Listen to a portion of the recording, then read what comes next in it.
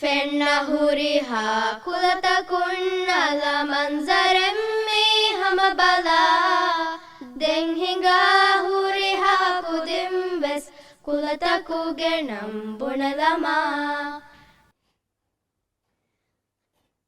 Assalamu alaikum. My name is Fathima Binth Ibrahim. Today I'm going to tell you the story of Forgetful Little Dhondhooni. Far out in the forest lived a little Dhondhooni, and because she was a Dhondhooni, her home was a beautiful garden with lots of roses and lilies, sunflowers and tulips. One day, little Dhondhooni offered to go shopping, but because she was a forgetful little Dhondhooni, she did not remember which shop sold what. First, she went to baker's and asked for a packet of chicken legs. "We don't have any chicken legs," said the bakers. Then she went to the butcher's and asked for potatoes. "We don't have any potatoes," said the butchers.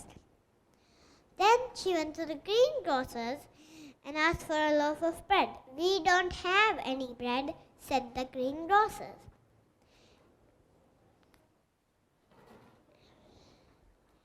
And so sadly, little Dhondhooni went home with an empty shopping bag.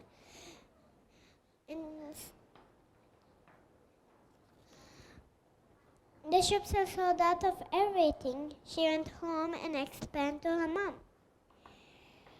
"Why don't you try the supermarket?" said her puzzled mom.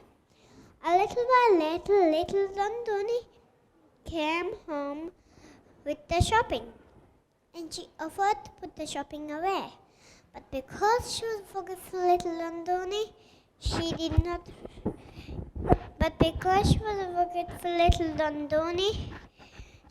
not remember where to put what. She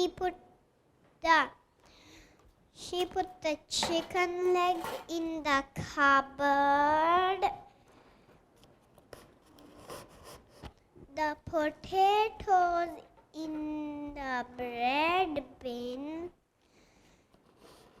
the bread in the drawer, and the milk in the oven. Oops! After that, little Dhondhooni offered to clean the house, but because she was a forgetful little Dhondhooni, she did not remember how to do that.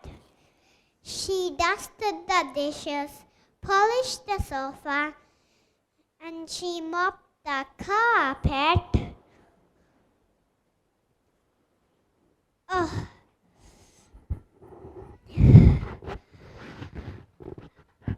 After that, little Dhondhooni offered to cook dinner, but because she was a forgetful little Dhondhooni, she did not remember how to do that.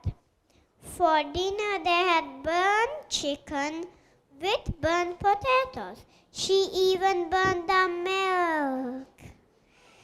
Now you know why they call her Forgetful Little Dhondhooni.